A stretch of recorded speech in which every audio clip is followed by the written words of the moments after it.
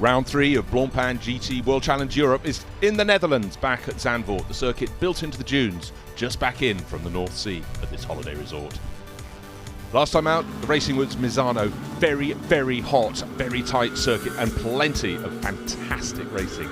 The run down to the first corner, the teams, all of them were nervous, but drivers behaved very well indeed. With a win in the bag in the first race, the FFF Racing Lamborghini of Pirelli and Pirelli was super cautious through the first few corners, but for those behind, things got very tight indeed, including often at this infield hairpin. Racing for the first time in red, hoping to change its luck, the 88 Mercedes of Vincent Abril and Raffaele Marcello was right at the sharp end of the field. Tempo Racing's Audi was pushing its way, trying to work its way forward, but every single passing manoeuvre was a piece of work. It often came through a course of several corners, as you can see, super close racing. But what bucking bronco as drivers went out over the edge of the circuit for the car that was making its way forward was the number 2 Audi, hoping to take a first win for the season. The pit stops were very, very tidy indeed, and again, just reiterate, it was super hot for everybody involved. The Lamborghini still going very, very well indeed. The Santalot Racing Audi's right at the sharp end. Black Falcon Mercedes in the mix too.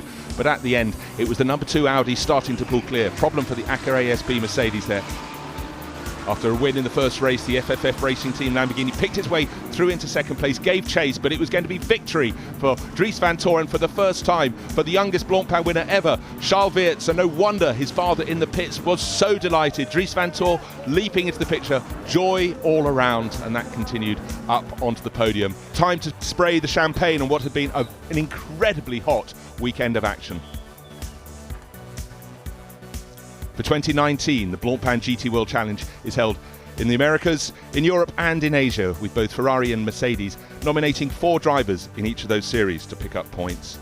And the star in the American scene is Tony Villander, the Finn, already 3 wins in the bag for SRO Motorsport. In Europe, David Pirelli and Rinat Aliklov have been shining in the Pro-Am class. And in Asia, Yuya Sakamoto super consistent for Hub Auto Corsa. There are the 12 drivers nominated to score points for Ferrari. Good luck to them this weekend. And the 3-pointed star, Mercedes. George Kurtz has been going really, really well indeed in the United States. Not yet victorious, but we will see. In Europe, though, it's Lucas Stoltz who leads the championship with 3 podiums in 4 starts for the Black Falcon team. And in Asia, Roelof Bruins is having the season of his life with 2 wins already in the bag. So let's take a look at the 12 drivers for Mercedes going for gold this weekend at Zandvoort. And how about a look at the points tally at the moment? It's Mercedes in front on 7,633 points. Coming to Misano, a driver riding very, very high indeed is Charles Weerts, the youngest ever winner in Blancpain history, 18 years old, racing for Team WRT, and he's a real new star for Audi. Look out for Charles, he's on a charge. Yeah, of course, the weekend in Misano was great. Obviously the car was quick, my teammate was quick, and I think my pace was pretty okay. Zandvoort is quite an old school track. No room for mistakes, so it should be interesting. It's incredibly difficult to be at the sharp end in the Blancpain GT World Challenge, and one driver who's doing it race in, race out is Mauro Engel. 4 races, a first, a second, a third and a fourth. Absolutely charging this year for the Black Falcon Mercedes team. Will there be a further win here in Holland? Yeah, it's always fantastic to be here in Zandvoort. It's such a great track. It's a bit of a mini Nordschleife, Nürburgring Nordschleife with up and down, fast sweeping corners, natural track, certainly no discussions about track limits, which is great, and we're looking forward to the weekend. Misano, I think, was still a good weekend for us, a 3rd and a 4th. It was definitely a strong weekend, even though we would have loved to finish a little bit better. I think it was important to take the points. Certainly not our best weekend in terms of pace. We hope that this weekend will be a lot better for us, and obviously we'd love to end the weekend on top step.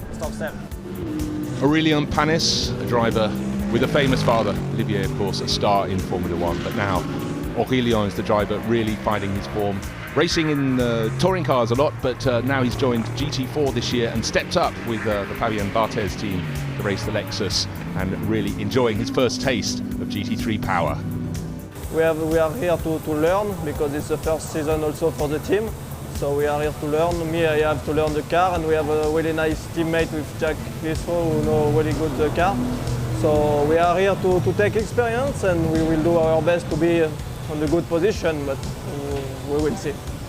For Stein Schotthorst, he is desperate to score a first win of the 2019 campaign for the Attempto Audi team, but where better to try it than here on his home circuit at Zandvoort.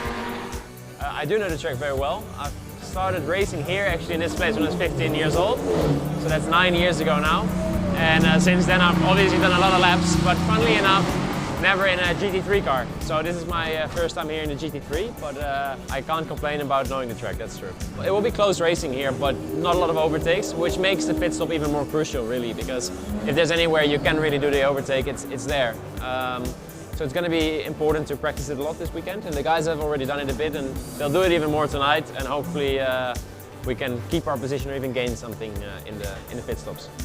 The SRO Motorsport Aston Martin team really keen to make a splash, and Ricky Collard is going better and better with every round, and really looking forward to see if he can improve on his best results so far, one short of the podium, picking up the 4th place last time out in Italy. Yeah, so it's the first ever time here in Holland. I'm really excited. Hopefully the weather can improve, because I've never driven a GT car in the wet ever. So I've got like the craziest track that we go to on the calendar, which I've never ever been to as well, just to add. And we've got some wet showers. But you know, we're there or thereabouts, so it shows what a great car this is, and you know how much of a team sport motorsport is, because the guys have done a great job. The ACA ASP Mercedes team started the season with victory at Brands Hatch thanks to Nico Bastien and his young French teammate Thomas Neubauer. They're leading the silver standings and looking to see if they can continue to stretch that advantage around the dips and turns of the Zandvoort circuit. So let's see if they can strike gold in Zandvoort. Our focus is on the Silver Cup Championship, especially with Thomas Neubauer, who is new in the racing series. It's the target from the first race on to win the Silver Cup Championship at the end of this year. Yeah, this we also won't change. But for sure, as we are 3rd in the championship overall as well, everything what we can achieve there is a nice benefit. The FFF racing team is making a real splash in 2019 and enjoying great success in the Pro-Am class is Hiroshi Hamaguchi, sharing with Phil Keane. All the tracks I do this season is new to me, and it's very difficult that way, but you know, racing in Europe is something different. I mean, you know, to get to the track, in the track, everything, the atmosphere, the view, everything is beautiful. I love it.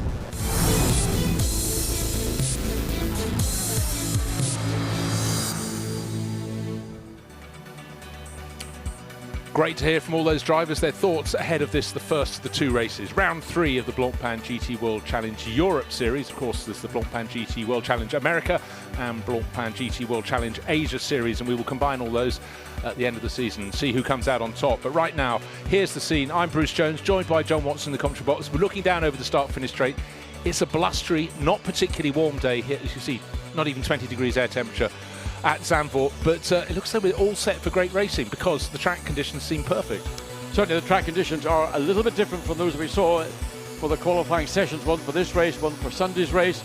The main thing is the wind's got up, and it's going to blow directly into the cars as they come down the pit straight, and of course that's going to mean they're going to have a whole little bit more potential braking into the infamous Tarzan hairpin. Well, let's go down to the grid because Dakota has caught up with the driver alongside the car on pole position, the number 88 Mercedes, and we have Raffaele Marcello down with Dakota. Now, Mr. Lello starting on pole. What a great place to start for this race. You and Vince were so quick in qualifying. Do you think you could be as quick in the race? Yeah, Vince did an amazing job to put the car on pole. We took a gamble to put slick at 10 that it paid off, so I'm really happy with pole because they deserve it, and I struggled a bit. I think we put our tires in my quali to be too early. In fact, when I was in the box, I was improving, but it's still okay to start also P7 tomorrow. But yeah, about today, it's quite hard to pass on this track, so it's important to be on pole, because also if you are not super quick, maybe in the race we don't know, it's difficult to pass, so we can do our rhythm, but I mean, it's nice to be in front and we can control the stuff maybe. So you're looking for a clean race, correct? I hope, yeah. Good luck. Thank you very much.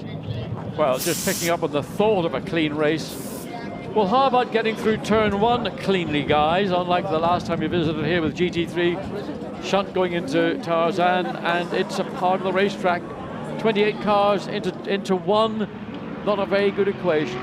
Not a very good equation, but an exciting one, it must be said, John, but certainly for those that made it onto the front row. That 88 Mercedes with Vincent Abril at the wheel and Mirko Bortolotti starting alongside in the 63 Grasser Racing Lamborghini. They have the best opportunity to get in there without any contact from behind. Let's hope they can do so. But the wind really picking up for the girls down there holding the national flags. It's blustery. And the 63 Lamborghini coming into position on the outside of the front row. But conditions changing all the time here. But come what may, getting heat in the tyres is going to be difficult. It would certainly be an excuse for anybody who forgets to get their turning into turn 1. Yeah, the thing about turn 1, the Tarzan hairpin is a 180-degree semi-banked corner, and the inevitable is everybody dives for the inside. And I know, and I've said this on a number of occasions, if you are careful, you can thread your way around the outside of a corner, you can make up ground, and that is very much the case with the Tarzan hairpin. But you have to be careful as cars are exiting and then running up the track that you don't come into contact. But it is one of the easier corners if you find yourself on the left-hand side of the track entering Tarzan. Rather than trying to bully your way down to the inside line, hang high and just go around. There is grip up there, but just make sure that your exit's clear. Exactly so. I mean, the law of physics and dynamics into that first corner, it could be like two snooker balls colliding, and if you're on the outside, you could be collected. But let's not be pessimistic it would be like, about the whole thing. like a white ball hitting all the reds on the table at one time. There you have it. Saloon politics from the commentary team. But right now, it's all focused down on the grid. Let's go down to the grid one more time, because move back to 6th on the grid, and Stein Schotthorst, we heard from him in the interviews before the race. We're going to hear from him again. He's down on the grid, 6th place for Attempto Racing with Dakota. Stein, a home track from you. How nice is it to be racing here in your own country? I love it. I have to say, I really love it. There's a lot of support, obviously, a lot of friends and family coming by as well, because it's a home race, and a lot of Dutch people on the grandstands. It's nice to see, and it's a track I know very well, so I'm actually very excited to start the race. Now, you know this track better than the most of us, but how about this weather? Do you think the rain's going to hold off? You tell me. It's a bit tricky. It looks a little bit dark in the skies, but we're right by the sea, so it could just pass over and then start pouring down in the next town, or it could just be wet like the qualifying this morning. We'll just have to wait and see. It's going to be the same for everyone, so we'll be good. Good luck. Thank you very much. Bruce, I've been walking backwards and forwards to the production unit, which is probably in the next village from Zandvoort. It's that far away. But in the air, there's the finest of mizzles. It's not raining, it's a fine mizzle. But one of the things I do enjoy about coming to Zandvoort, and I think Stein Schotthorst kind of summed it up, it is a really family-friendly racetrack. And everything is very close to the side of the circuit. So you feel it's like being in a big amphitheatre. Maybe as you would have thought back in the days of William Shakespeare. And what was the name of that wonderful theatre? He had the Globe Theatre. So this is Holland's version, motor racing version of the Globe Theatre. Well, we all need our theatres of performance. Enjoying life down there, Ricky Collard, and so you should, because he's starting from 5th on the grid, sharing with Marvin Kirchhoff. But certainly the R Motorsport Aston Martin team gaining position near the front end of the grid, much like people gaining their favoured viewing positions from on top of the pit building or down on the banking, well, the dunes leading down to Tarzan, which is always a great place to watch your racing. But let's go down to the grid, because the Lamborghini that's starting 3rd on the grid. Let's hear from Andrea Caldarelli, who's joined by Dakota. Andrea, now 2nd row of the grid. You're probably not too happy with the qualifying session, but you've got to make it up in today's race, correct? Yeah, I wish I was there in the 1st row, but inside for first corner is not so bad place, honestly. 2nd row, we have to focus on the championship, so it's going to be a very tough race. First lap for me in a dry condition this weekend, so let's see how it's going to go. But I'm really confident. I really would like to finish in front this race. Now, obviously, this track is very difficult to overtake. How are you going to get past these two in front? I know how hungry you are for the win. Well, a good question. Honestly, this track is very difficult to overtake, as you said. Pit stop is going to be crucial. So the guys here, they always do a good job. So cross finger. Good luck for the race. Thank you very much. Well, there's a driver on top of his form. FFF Racing Team in the championship for the first time this year, and his haul with his teammate Marco Mappelli, 2 seconds and a first. So not leading this championship, but the overall, when it's combined with the endurance, the top crew so far. I thought in the interview he was going to get a tip as to how to get into the lead into turn 1. Maybe I misunderstood what I was hearing. Well, probably came off camera, but there is another car. at the sharp end of the field. ASP Mercedes team always right in the mix. We've got the one on pole position, and in fact that's of course Abril and Raffaele Marcello in the 88, but the 90 and 89 sister cars, there's Nico Bastian running the first two positions in the silver class, and all focus on what lies ahead from row number 4. That's about the point at which it may start concertinaing when the field gets down towards turn 1. But let's move from one Lamborghini to another, and we'll vault to the front row, and Dakota has caught up with the 63 Grasser Racing team, Mirko Bortolotti and Christian Engelhardt's car on the grid. Guys, this is going to be a fantastic race. A big field behind you, but you're focusing on the front. What's turn 1 going to be like? Exciting as usual. Zandvoort is such a cool place to race. It's a little bit banked, but yeah, I'm looking forward to it. First corner is always exciting. It's such a cool field with so many good drivers and quick cars around, so let's see what we can do. Obviously the first corner will be crucial, as we know that overtaking is difficult, but we will see. Now, Christian, you guys haven't had too much luck this year with the pit stops. Pit stops are crucial here. Are you on it this race? I hope so. I mean, in Brands Hatch we had a really good pit stop. Last time in Misano was not so good, so we tried to go back to Brands Hatch and do a good one here. Yeah, and then it's really important to have a good out lap as well. But all depends on the start first, as you said, and asked Mirko. We have to see what position we are in after lap 1, then which position we are in when the pit window opens. So, and there's where the strategy plays out. So let's see what happens. Let's see what happens. We look forward to seeing you guys charging ahead. Thank you very much. Thank you very much. Dakota catching up with first Mirko Bortolotti, who will be starting that 63 Lamborghini from the outside the front row, and then Christian Engelhardt. They haven't had the best of seasons. They've had a 3rd place in the first of the 2 races at Brands Hatch in the opening round and a 6th at Misano, but yeah, they need to score consistently. It's been a fractured season, which is most unusual for Grasser Racing, who normally run absolutely seamlessly. But there is, of course, pressure from this new Orange 1 FFF race team, Andrea Caldarelli, not only a driver but involved in the organisation, and they've done a really impressive job in their first full season as a brand new team. And of course that competition directly behind in 3rd place on the grid, so there'll be a battle of Mercedes and Lamborghinis into the Tarzan hairpin. Well, talking of Mercedes, the Black Falcon Mercedes crew leading the championship at the moment, Lukas Stoltz and his teammate Mauro Engel, who's down with Dakota. Mauro, now if you look around the grid, there's quite a lot of Mercedes in the front, but there are a few little sneaky Lamborghinis in here. What are you most concerned about? Well, it's quite evenly mixed, to be honest. There's a Lambo and a Mercedes on AMG on row 1 and on row 2. Lots of quick cars all around. Tricky qualifying sessions. I think we can be happy with P4 and P3. It's always not easy when it's a drying track like that, and timing is a big factor, and which tires. But Luca did a great job, and we're hoping for a good, clean race today, and hopefully can make it back onto the podium. Do you have any insight on strategy?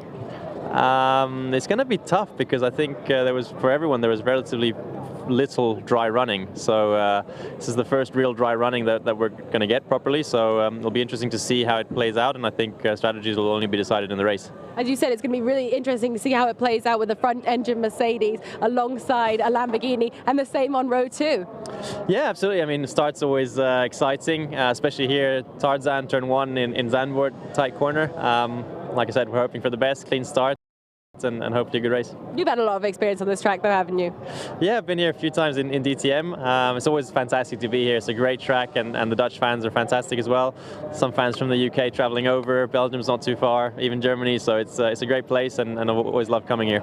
Good luck, thank you very much. Of course, one of the difficulties that everybody in the grid has got, they've got a dry race track right now, but when they went on track on Friday, it was also a very wet race track.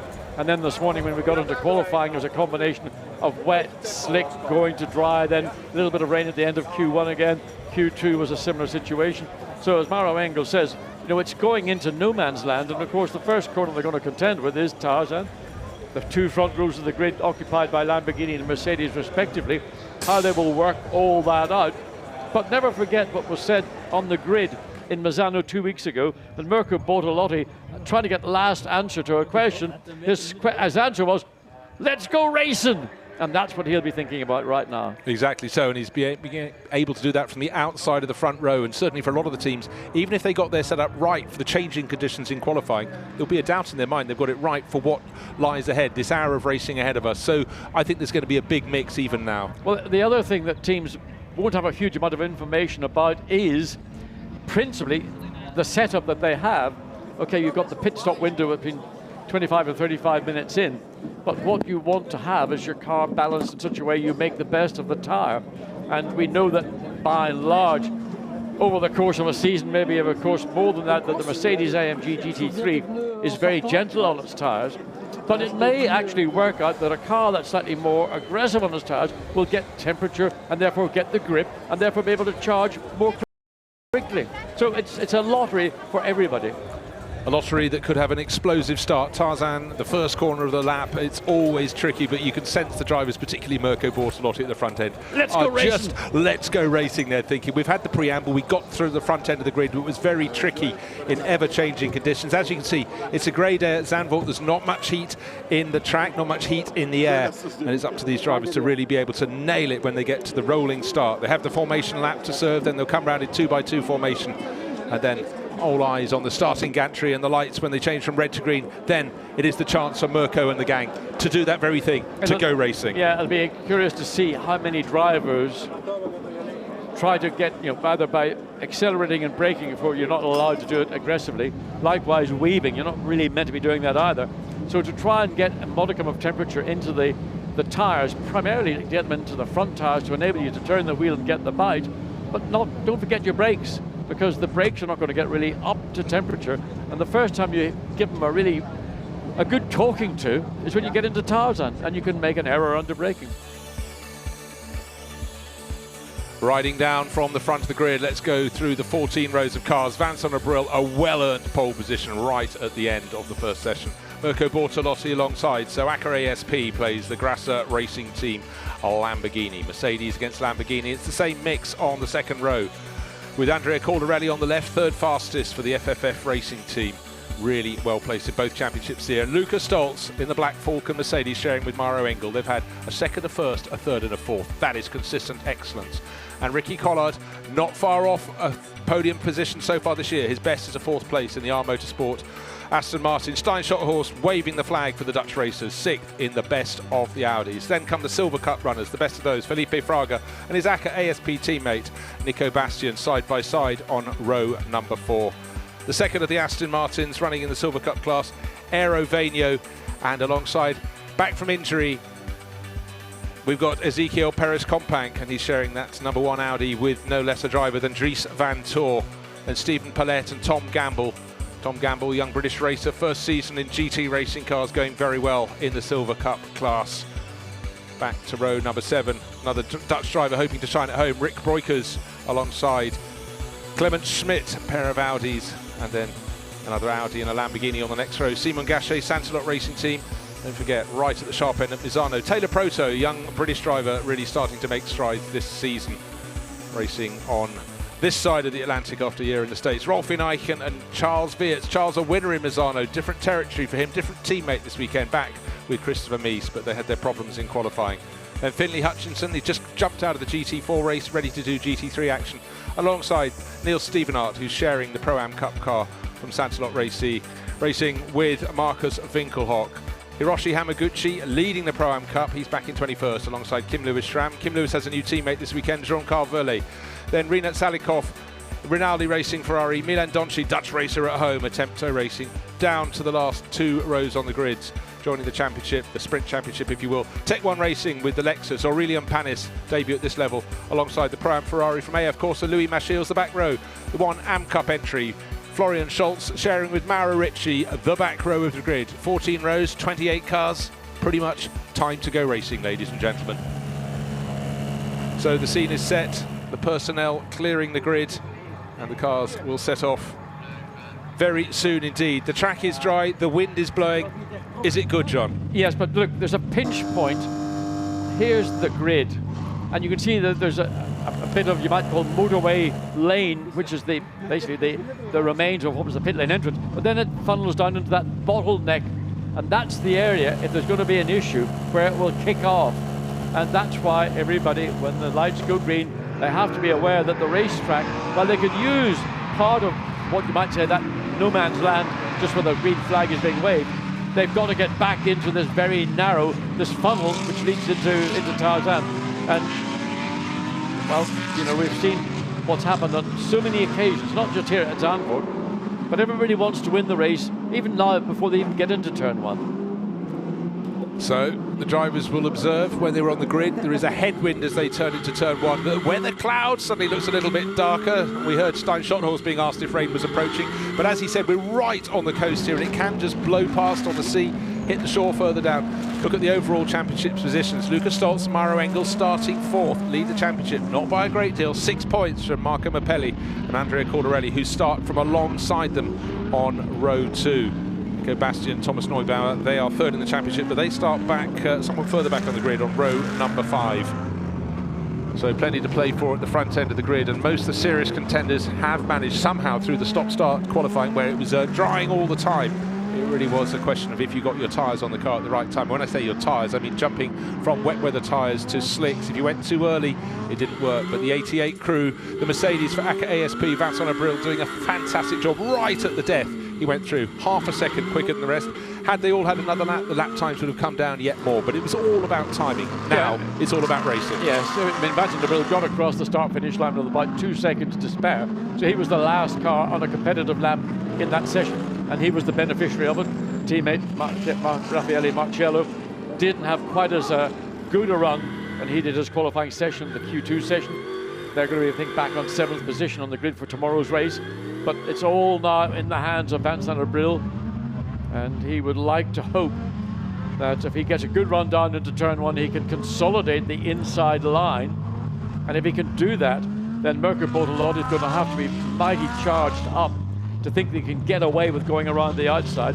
And on the other hand, he doesn't want to leave a slot directly open behind the Mercedes to let maybe Andrea Caldarelli in the other Lamborghini take that away.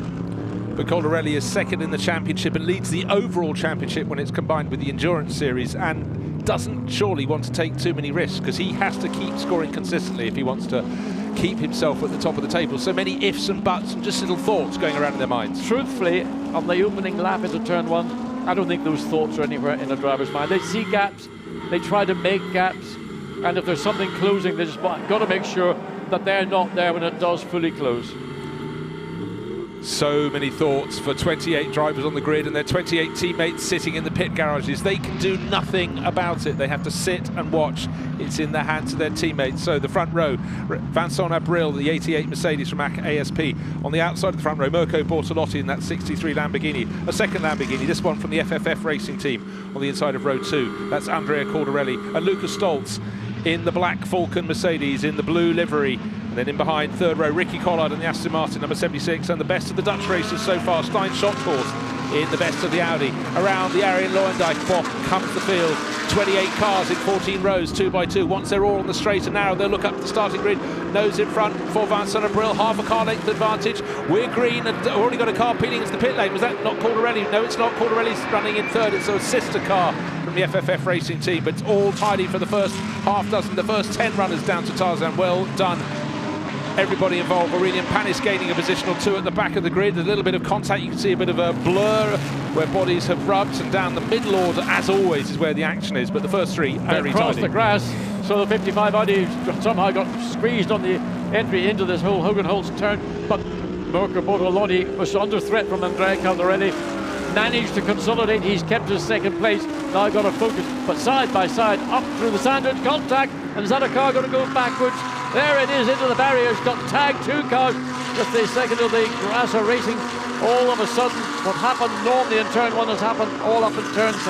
Yeah, they kept it clean, they kept it tidy. There are shards of bodywork on the track. So for Vincent Abril, he did what he needed to do. Mirko Bortolotti was tidy in behind, and they, well, Bortolotti's deciding he's still going to have a look further around the lap, but strike 2 cars from the record already. We saw Stein Schotthorst being shoveled across the grass between Gerlach-Bocht and Hugenholzbots, but the front runners have got it under control.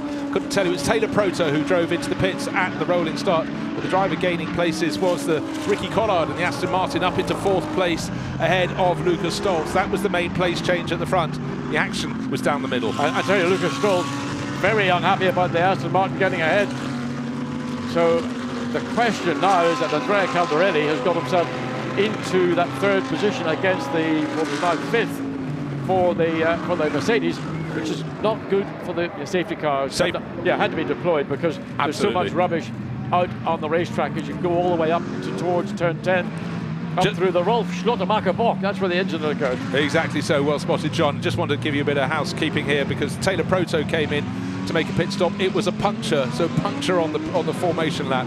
Very unlucky indeed. The Lexus in the middle of the screen has gained a few positions, so welcome to the championship for Aurélien Panis. But yes, the contact, the car's off the circuit. Markus Winkelhock was the Audi driver who arrived backwards at the scene at the Gerlach-Bocht, and clearly he had an assist, as we say. I mean, they were side by side as they came up through the Rolf Schlottemacher curves, and he got clipped. That spun him around from right all the way across the racetrack, over the gravel, and backwards into the tire barriers. And just before you get into can't even pronounce it. Schivlach. Yeah, so just to clarify, that was the sweep as you've gone through the tight corner at Hugenholzbocht, behind the paddock, up over the rise, and at the Schlottemacher Bocht was where the Audi was given a tap, and you're travelling at a fair rate of knots there. Just the approach to Schivlach is where that red and white Audi has ended up out of the race in the gravel. I'd like to see a replay just to identify the other car that was involved with the 26. Well, the 26 was Audi from Santalot Racing, was starting down on the row number 6, pretty much mid-grid. Yeah, it was summer, but I just catch the car because 2 by 2. Well, let's take a look at the replay at the start. One of the Lamborghinis would peel off with a puncture. That's not relevant at the front end of the field. That was down towards the front. The first 3 runners very tidy indeed. For a moment it looked as though Andrea Caldarelli would go up the inside of Bortolotti, but Bortolotti stuck to his guns on the outside line, and this is where Ricky Collard goes past the Black Falcon Mercedes into 4th place. As I said, if you could hang on the outside and there's space for you to... There the contact. There was one of the... is that the 19? Yeah, but it was an Audi involved. One of the Attempto racing cars got right under the tail of Markus Winkelhock, spun him round, and then the Lamborghini was actually avoiding, trying the very best. And I think by process of that not being Taylor Proto, that would be the other car from the FFF racing team, which would make it Hiroshi Hamaguchi, perhaps. 519. car? Yeah, so Christopher Hauser sits back, strokes his chin. Well, he's got pole for tomorrow's race, but very, very different occasions here. And behind him, Stefan Ortelli looking at the screen as well. And frustrations for some of those involved. No frustrations at all for ACA ASB because they're holding down first position behind the safety car. Incident involving cars 17, 26 and 19 under investigation. So going down the order, it was 17, so Tom Gamble.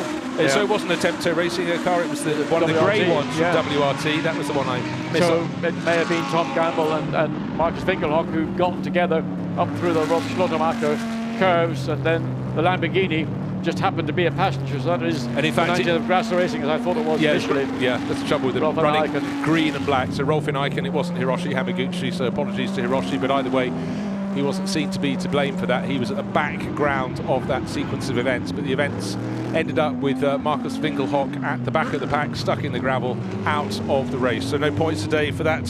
One of the 3 Santalot Racing Audis. And there was the scene of the crime. That's where it all really began to kick off. And once you lose control of the car there's nothing very much you're going to do.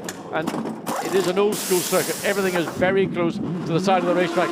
24 comes in and leaves. Double frustration because Winkelhock's in a Santalot Racing Audi, and just see Neil Stevenart sharing with Stefan Ortelli, coming in for a punctured tyre to be replaced. Yeah. Well, he's at the back of the pack now. There's nothing he can do. He can just keep it on the island and see where he can get to from there. But as long as everyone else keeps it clean in front. And of course, he was behind the scene of the crime, and immediately there was carbon fibre all over the racetrack, and unfortunately, it's almost impossible out there to see it or avoid it if you do see it. Very, very tricky indeed. Tom Gamble, who is one of the drivers under investigation, the number 17th Audi, still going and in 10th place overall, but for the young Brit that could be unfortunate. Still shards of bits and bobs out on the circuit. Drivers need to avoid those. We've already seen Stevenart coming in with a puncture, but the driver who's probably got the most reason to be pleased on that opening lap, Ricky Collard, kept it clean, kept it tidy, and gained a position up from 5th at the start into 4th. And when you pass the car that's leading the is the championship leader in Blancpain GT World Challenge Europe. That's a good job. That's the Black Falcon Mercedes. So frustration for Lucas Stoltz, but a smile for little Ricky Collard. And that's all to do with being able to understand what you can and cannot get away with in Tarzan. It's a 180-degree corner, I mentioned. It is banked. So either you can have to take the high line or the low line. And most often, everybody tends to gather and sort of almost get log jammed on the low line. I'm not quite sure. I'd like to see again just how Ricky Collard made that move, but he certainly got the momentum off Tarzan to get ahead of Lucas Stoltz, and that's no mean feat. So concentration in the pits, it's all slowed down. I don't think the safety car should be out for too much longer. But for Vincent Abril, still protecting that pole position, made a decent start, enough to keep Mirko Bortolotti behind him. Andrea Cordarelli got close in third place, almost got into second. But Bortolotti, you can see the green and orange Lamborghini against the black, largely black yet orange and green Lamborghini. So it's still Bortolotti for the Grasser Racing team, ahead of the FFF Racing entry of Andrea Cordarelli. Now, well, that's a different scenario. That looks as if Winkelhock lost it all on the zone. And then an Icon was just on the outside and got taken out. Yeah, and it looks as though Tom Gamble was not to blame at all. But because we caught him just coming into shot, and already the Audi had been spun around. So it just looked like the back end of Winkelhock's car got away, and an Icon who was on the outside just was swept away with Winkelhock as he carried over off the track into the barrier.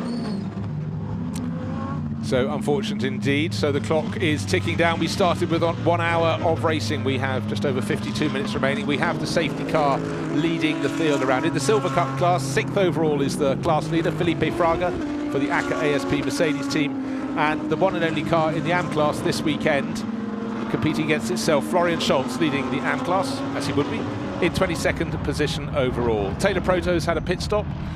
Niels Stevenhart has had a pit stop. Marcus Winkelhock will not get as far as a pit stop. He, of course, is in the car that went off into the gravel. Some rather long faces, even Raffaele Marciello looking slightly, well, you know, when's this race going to get underway? Well, it's probably going to get underway right now. As you see, that's when the bill winds it up as he comes out of the final turn 20. Yeah, safety car into the pit lane and a change of position immediately, but was it before the start-finish line? They have to know which of those white stripes is the important one. Had to pull back in, and Felipe Fraga said, now is the moment, and has dived his ACA ASP. This is the class leader, the Brazilian, leading the Silver Cup class. He's going to sweep wide, and Stoltz had to come off the power, and instead of gaining a position, he's lost one. Yeah, he anticipated it correctly, but just a little bit too prematurely. So all of a sudden, here we go back to the race leader, Vincent Abril, under the Hugenholtz hairpin bed, up the hill through these magnificent sweeps and drops and angles and cambered corners, all the way through the sand dunes, all the way up to turn 10, and then you've got the big dip and the compression, and you sort of leap out of it, and then the next thing you know, you're in turn 11. Well, already the first three have made good their escape in defending that 4th position. Ricky Collard has lost ground to the race leaders. They'll be delighted they can concentrate on their battle. And Vincent Abril will be hoping that Andrea Cordarelli gets onto the tail of Mirko Bortolotti. In fact, a really good first sector of this lap for the race leader, the Monegasque, Vincent Abril.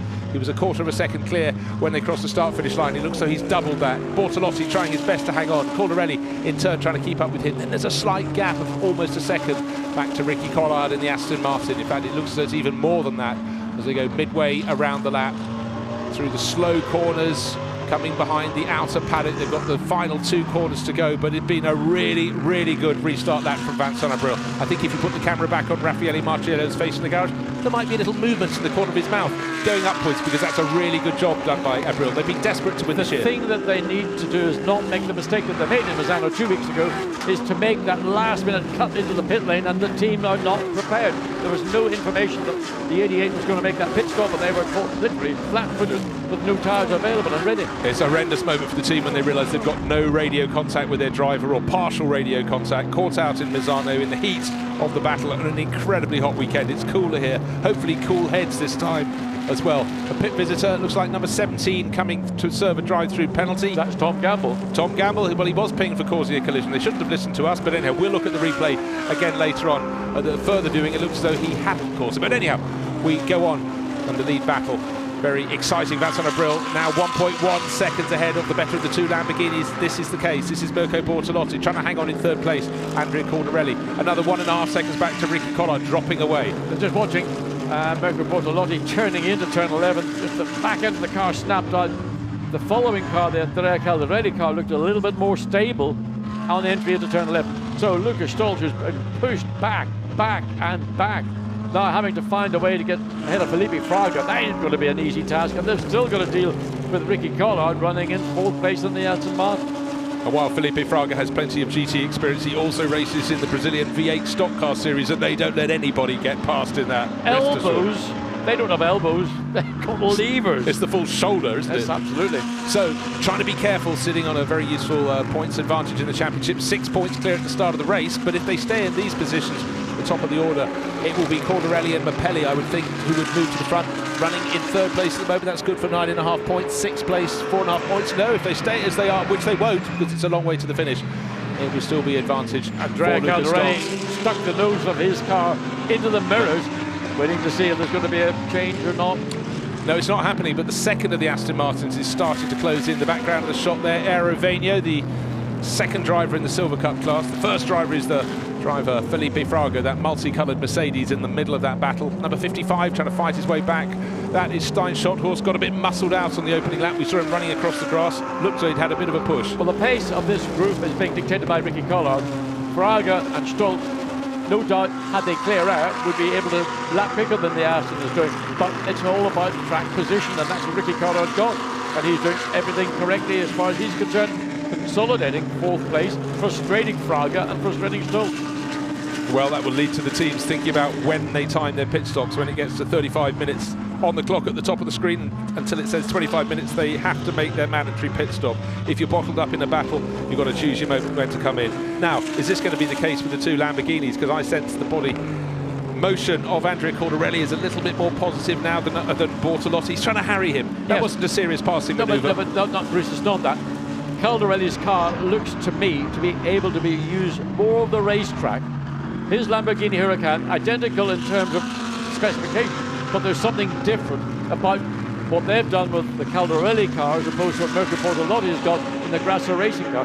Caldarelli clearly on the 2 Lamborghinis is capable again of lapping quicker, but what he's faced with is, where can I find the pass? Mirko Bortolotti's not going to stand by, but look how Caldarelli can dive in early, make that shallow entry into cars and still maintain good balance and grip all the way through the corner.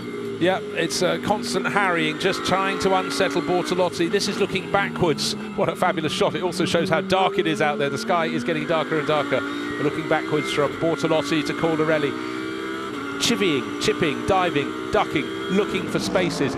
Easily dropping the Aston Martin of Ricky Collard that seems to be all over the place in the background. You're quite right, bottling up Felipe Fraga, Lucas Stolz, Aerovania should be coming in, and again through Shavelak looking just so positive for Andrea Caldarelli. The identical cars, but they look totally different in terms of what they're able to produce on the racetrack. Caldarelli's able to drive wherever he wants, where I get a sense that Mirko Bortolotti's driving a little bit on his fingertips. He hasn't got the confidence, whatever maybe the balance of the car isn't to his liking, he's not able to drive the car the way that Caldarelli can drive his. Lucas Stolz is trying to do a Caldarelli in turn, that he's trying to get up the inside of Felipe Fraga. He constantly keeps looking. The second of those 2 Mercedes, the all-blue Mercedes from Black Falcon Motorsport, getting under the rear wing of the ASP multicoloured entry, but still Felipe Fraga 5th overall, still leading the Silver Cup class. Second car in that class is the 62 Aston Martin in 7th place overall. But what a battle is building up. Look how more and more cars are joining the tail of this run. Very early on the restart, we saw Collard dropping back from the first 3, and ever since he's going backwards, but he's staying still in 4th place. All he has to do up until his pit stop is not make any errors. And there you see just how close Felipe Fraga has closed to the back of the Aston. But the Aston has just got enough straight line performance here on the main straight at Zandvoort. It's not a particularly long straight, but it's still long enough for the Aston to be able to consolidate without having to revert to maybe being a little bit, making the car wider than it was originally designed to be. I hear what you're saying, John, but Collard doing a very, very good job of that. Of course, a big background in touring cars, but GT3 is where he's making his mark. His father, Rob Collard, British touring car racer of aplomb, here this weekend, enjoying the action very much, apparently down in the pits, and very pleased his son is matching his best ever result in this championship, which was 4th place earlier this season. So, 1, turn 10, then onto a dab of the brakes. You have to make anticipate the apex, because you don't really see it until you're on top of it. So you have to make the turn just moments or fractions of seconds before you get there. There's the battle for basically the second and third in particular. Vincent Abril has not managed to exceed what is now just under a second over these two Lamborghinis, and basically if Andrea Caldarelli was clear of the number 63 Lamborghini, he would be putting the heat onto the 88 Mercedes big time. Yeah, because Vincent Abril went, he was about 0.9 of a second clear, went 1.1, nearly 1.2 seconds clear, but as you can see, it's come right back down. Bortolotti just confident that for now he's not being attacked by Caldarelli, but the three of them, first through to third, covered by 1.5 seconds. No wonder it's tense. That was the face of Gottfried Grasser, the owner of the Grasser Racing Team, second place Lamborghini, Marco Bortolotti. He's concerned because he knows that Mirko's hanging on, but he hasn't got anything really in the tank to do very much about the Mercedes, and he's having to keep a weather eye on this 563 Lamborghini, because any opportunity Caldarelli will seize it. Well, if this is close, the battle from Ricky Collard backwards is closer still. There's not more of a second gap for anyone in the next 6 cars, apart from the gap between Perez Compank in 9th and Clement Schmidt in 10th. The Audi's in a big pack there, but right now it's all about this lead battle. It's all about Vincent Abril hanging on. We're looking back from Bortolotti's car. The car now in the middle of the shot, the 563 entry from the FFF Racing Team. Getting closer all the time, Andrea Caldarelli. Looks like it's been a better lap for Vincent Abril, a little bit more of a gap. It was 0.6 of a second on the start line. And I would have thought, you know, having clear air as Vincent Abril has, and you know, the Mercedes is such a well-balanced car, he would have had relative ease to pull away from this battle, because effectively what you're having is one car is denying the other's opportunity. That's what motor racing's all about. But he has only got, according to 0.6 of a second, is probably up to about 8/10 or something as he gets through the middle of the sector 2. What I'm wondering though, John, if Andrea Caldarelli wasn't there harrying Bortolotti, would Bortolotti be quick enough without the distraction from behind to get onto the tail? No, at the minute, no. Well, he is closing in on me. He has closed in on Abril. But it's, I don't know whether it's to do. Vincent Abril's last lap was a 39.2. The last lap of 63 Lamborghini was a 39.0, and then you had this Andrea Caldarelli on a 38.9. Quickest car of the three is the third car on this line. But I'm slightly uncertain as to the reason. And this battle again, Ricky Collard moves to the right of the circuit. Watch Felipe Fraga. He will stick the nose of the Mercedes up the inside if he had an opportunity. He didn't. Ricky Collard used the racetrack fairly and cleanly, and had just that enough advantage to make sure that Fraga couldn't get anywhere near putting the nose alongside the rear of the Aston. John, going into Tarzan in 4th place, but taking that tighter inside line, does that start to really use your tyres a lot more, because you're having to put more stress on them? Well, your left front will get more wear or more usage. Again, it depends on how your car balance is. But it's certainly, looking at Felipe Fraga, I mean, that doesn't matter what the balance of a car, Felipe Fraga, he'll just rag that car, because he's one of those racers who is a racer. He's not somebody who needs to deal with, you know, the precision that some drivers only work positively with. No, he's sort of very much in the here and now, sees the moments, and certainly Andrea Caldarelli is trying to do that very thing. Oh, bouncing a little bit over the curbs on the exit, kicking up the dust, so a little bit of breathing space added to Mirko Bortolotti. Down to the Hans Ernst Bock, it's still race leader Vincent Abril. He was nearly 8/10 of a second clear on the start-finish line. 1.3 seconds covered the top 3. And again, Caldarelli closes in from the back, getting closer again to Bortolotti, but Abril knocking off the laps. He's got Raffaele Marciello waiting in the pit lane to take over. And in the lead of the race, you can dictate when you come in. You're not being held up by anybody else. And the pit window open in 5 minutes' time. So for all the gains that Andrea Caldarelli appears to make on the entry into all the corners around this 20-corner circuit, he still hasn't been able to put himself into a position where he's able to challenge Mirko Bortolotti for that second place. Here is the battle from 4th place backwards. Ricky Collard, Felipe Fraga, Aston Martin ahead of Mercedes. Second Mercedes from Lucas Stoltz. Second Aston Martin, Aerovania. Then the best of the Audis. What a run. Literally, the 8 of the next 10 runners are in Audi. In 8th place, Stein Schotthorst, Ezekiel Perez Compank, Clement Schmidt, Rick Breukers, all Audi racers. Then Nico Bastian spoils the order because he's in a Mercedes in 12th overall. But the positions are not changing. It's nose to tail, as the driver said it would be. These pit stops are going to be absolutely crucial. Caldarelli much closer this time around to Bortolotti, but Abril still just in front of them, and importantly, just enough for them not to get right onto his tail. Holds down the lead. Caldarelli again putting the nose of his Lamborghini into the mirror of Mirko Bortolotti's Lamborghini. Bortolotti doesn't really need to bother with looking in his mirrors. He knows he's under pressure, and again on this lap, on lap 12, you can see what Caldarelli's trying to do, and he's just giving Mirko Bortolotti a really, really good working over. Not close to dive down the inside. That's a difficult place to pass, particularly if you're not in a position to get fully alongside going into the chicane. But now back into the 5.63, swings wide, loses a little bit of the momentum that he had built up. Look again how close. He enters all the corners in a much earlier line, has much better front end than Mirko Bortolotti has. Bortolotti is taking the much more traditional entry into these turns, whereas Caldarelli is able to come in and dive in and hug the apex all the way around, not just sort of focus on a single point. Yes, you really get the feeling that Vincent Abril leading the race in the 88 ASP Mercedes isn't having to stress his tyres in the way those behind are. They're having to constantly change their line. Bortolotti to defend from Caldarelli. And likewise, Ricky Collard still in 4th place. Really solid run. He's 6 seconds down on the top trio. But now Caldarelli look in 3rd place, as close as he's ever been. But it's out of the Hugenholzbock. You have to wait to put the power down. And as they accelerate up through the sweepers, Abril has got it under control. 1 second clear. He's got the right side of 1 second in front. So really good job from Vince here. Into the sweeper at Chevrolet. Looks good, looks balanced. You talked before about the Mercedes always being sweet on its tyres a long way into its stint. The Mercedes works in these kind of corners particularly well. It's such a good package overall, whether it's wet, dry, hot, cold, whatever. But the two Lamborghinis you're seeing, in my view anyway, the difference either in driver preference or in team approach. And for some reason, maybe just the way the colours of the 563 Lamborghini, it looks like it's a groundhog Lamborghini, whereas the Grasser Racing looks like it's not quite. It's nothing to do with the ride heights, they're probably identical, but just get that visual.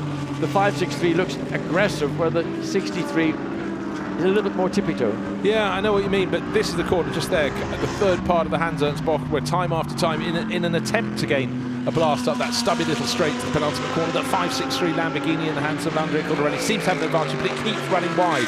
This time it was much tidier. Let's see up the start-finish straight, but still sitting on an advantage of a second or so as Marco Mappelli waits to take over the 563. It's still in 3rd place, and it's still just over a second down on the race leader. Nearly 2 seconds now. That was a much better lap for Vincent Abril. He gains 2/10 of a second. 2/10, it's up to 1.2 seconds. The gap between 3rd and 2nd, you can see, but it's basically unchanged. So I just wonder what Andrea Caldarelli has got left in the tank, because he's done pretty much everything he can. He's had a car which I think has been the quicker of the two Lamborghinis, and still he hasn't been able to make any impression or put Mirko Bortolotti under any meaningful pressure. So probably what the respective drivers are now thinking about is, when am I going to make my pit stop? Should we decide to make an early stop, get out of sequence, try and use that to our advantage? And would it be a surprise if both the Lamborghinis from rival teams come in at the same time?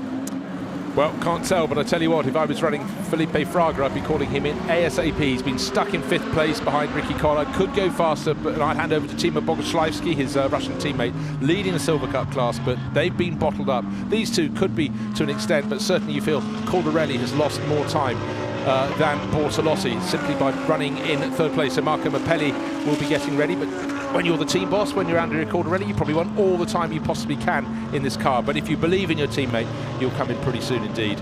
Well, Caldarelli has dropped back a little bit compared to what he had been on the previous laps or so. And that may just be because he's just worked the car, the tyres so hard that they've gone over their peak performance level. And where it's been a defensive drive for Mirko Bortolotti, who's not been able to attack the leading Mercedes-Benz. Mercedes is in. All three are coming into the earliest opportunity. Well, I got the two Lamborghinis right. I didn't expect Vincent Abril to come into the earliest opportunity as well. But I have to say, it kind of makes sense for the Mercedes get Raffaele Marciello in. But look at the two Lamborghinis. It'll be a 2nd place, won or lost in the pit stops. Now that's a good move from the Aston Martin crew, because I think if the others had made their pit stops, all those cars are bottled up behind. So literally all of the top 10 have come in. I think Felipe Fraga, in fact, continued. So yes, he has. He is now leading the race, the silver leader. It's very, very busy in the pit lane here at Zandvoort. But I think for Marciello, he probably got on the radio and said, come on, Vince, you've had enough time in the lead. It's my turn. But let's see. The 88 Mercedes in from the lead. It's back down onto the left. That's rolling. That's a good stop from ASP. 63's rolling as well, but look, you've got team members from rival teams So where is the 563? Still, it's just leaving the pit lane. So Marco Mappelli has lost position. So the experience. It's not lost position, but it's lost a lot of time. Lost a lot of ground. And he's gone over the blend line. Oh, I don't believe Marco Mappelli has driven over the blend line. Now that's a broken blend line as opposed to a solid white line. Okay, we'll keep an eye on the warnings on the bottom of the screen. It looked as though the change from Lukas Stoltz to Maro Engel was a good one, but certainly the experience there of the Grasser Racing team, they've always been good in the pit stops, and they gained ground, not position. They came out behind the 88 ACA crew, they came in from behind them. But watch again, there's the blend line. Now watch, everybody is fine, but all of a sudden this car in view now turns sharp left, goes over the blend line. In my view, that is a no-no, but it's a broken blend line as opposed to other racetracks where you've got a solid blend line.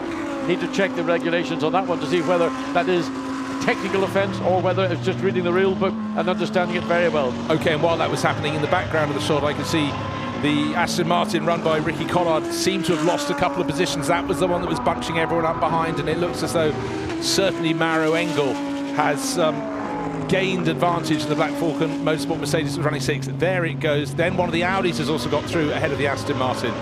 Let's take a look. It's the number 1 Audi. So Ezekiel Perez compact started, but Dries van Tor has moved up in that. A couple of runners at the front end have yet to make their pit stops, but certainly place gains. And the Aston Martin at the top of your shot is the one that lost out. But interestingly, the car that's now on the pace is the number 4 Mercedes. There it is, fastest overall Sector 1. So that car is lighting up the racetrack, fastest overall Sector 1 time we've seen so far. Raffaele Marciello, also likewise, Marco Mappelli. I mean, the times are going purple. Basically, every driver who's gone on his fresh set of rubber has put up purple sector times. It's now in the hands of Maro Engel, fastest sector times in sectors 2 and 3. So this car is flying. Okay, the car I suggested ought to be the first one in, of course, is the car that's now leading the race. Hasn't come in. Felipe Fraga, he was bottled up behind the Aston Martin of Ricky Collard. He stayed out. Nico Bastian has stayed out. They've not made their pit stops. They're first and second. So the Acura ASP Mercedes, 2 of them are first and second in the race. But effectively, the red one that's just gone out of your shot there is going to be the race leader after the pit stops, because it's handed over to Raffaele Marciello. He's still in front of the Grasser Racing Lamborghini. Chase is being given by the number 4 Black Falcon Mercedes, and we don't know if there's any penalty to be applied to 563. Car 5 must respect track limits at turn 11, so that's Phoenix Racing, Kim Louis Schramm or Jean-Paul Vernet. I don't know if they've made a pit stop or not.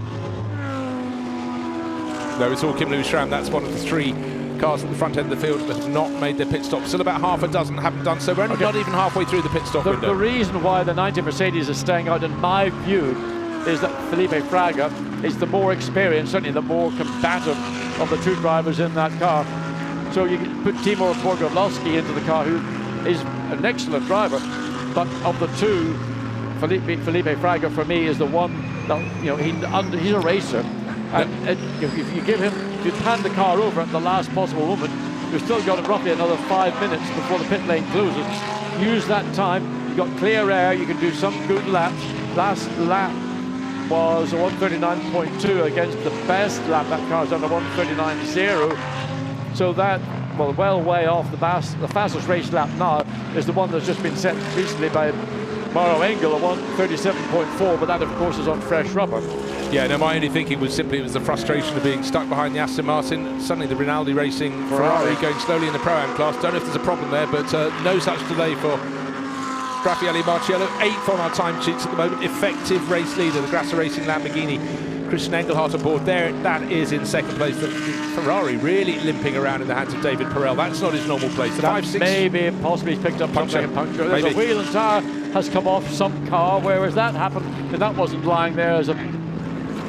So somebody has lost a wheel and tyre. We haven't seen which car that is.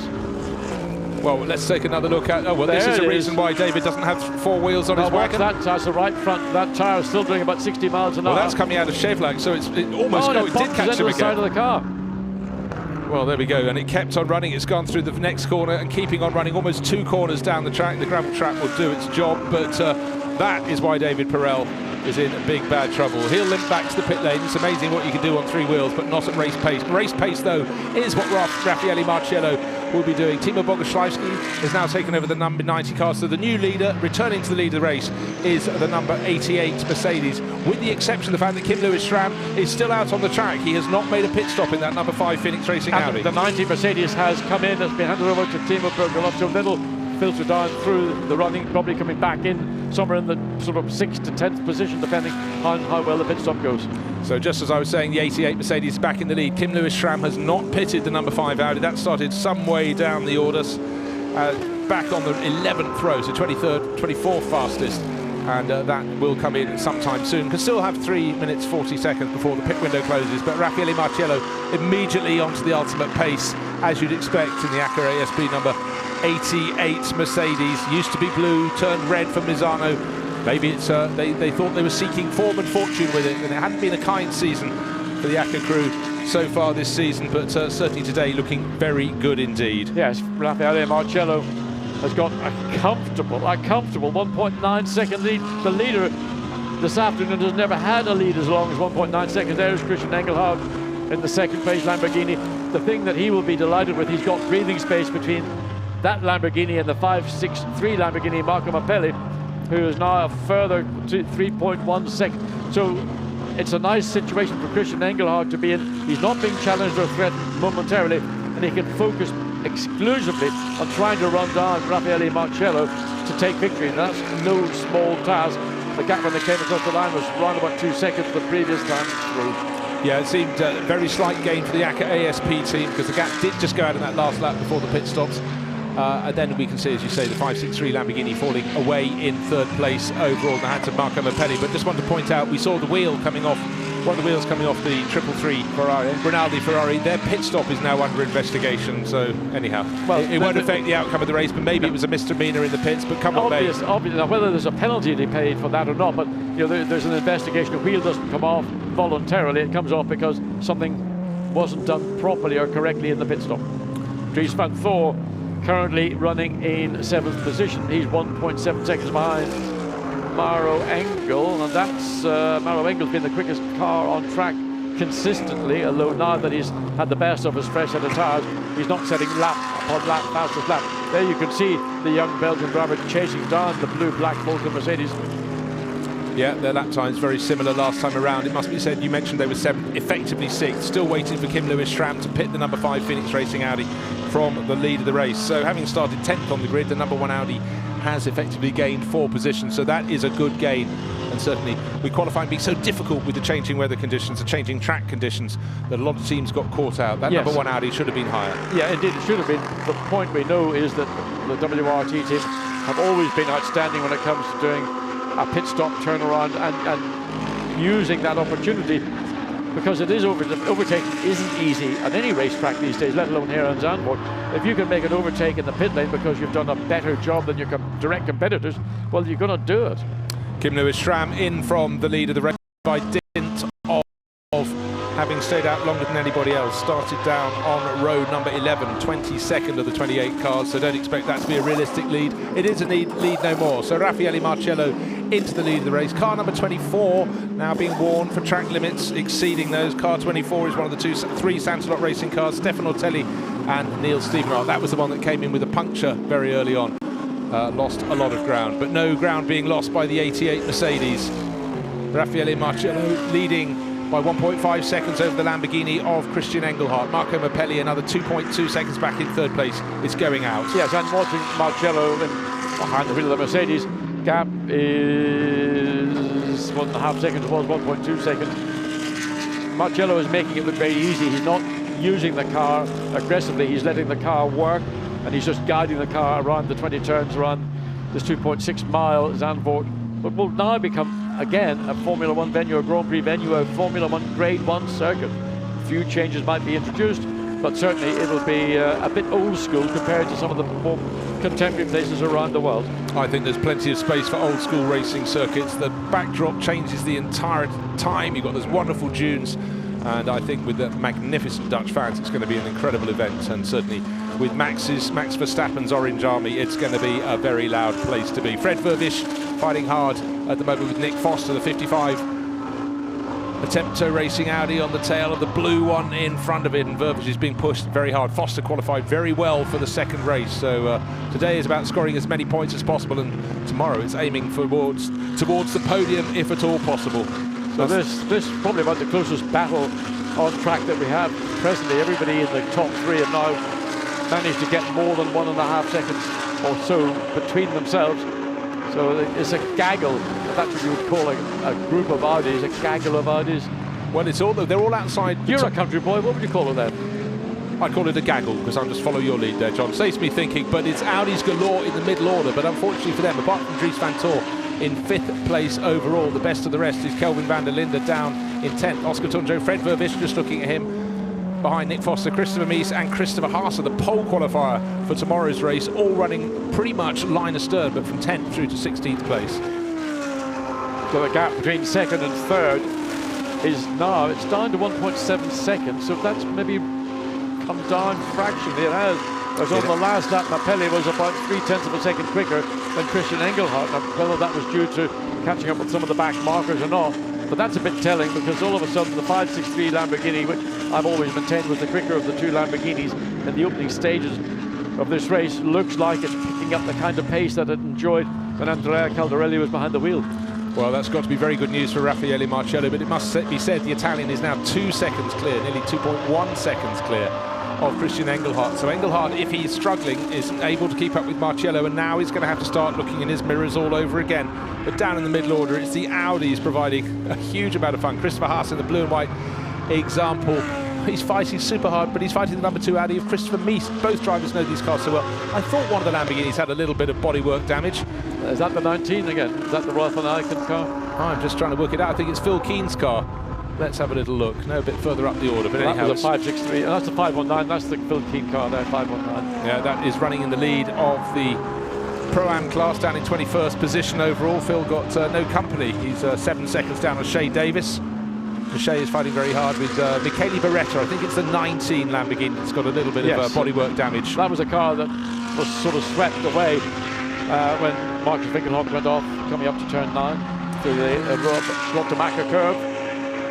Okay, another warning for exceeding track limits. It's the car on screen, the 563 Lamborghini in 3rd place overall, so Marco Mapelli has got to watch it. Turn 11 is the corner where they're all getting pinged. Yeah, turn 11 is one of those corners that they take the inside of the corner, they take a big bite of the inside of the corner, shortens the track marginally, and it means it gives you a better opportunity on the exit as to when you get back on the throttle.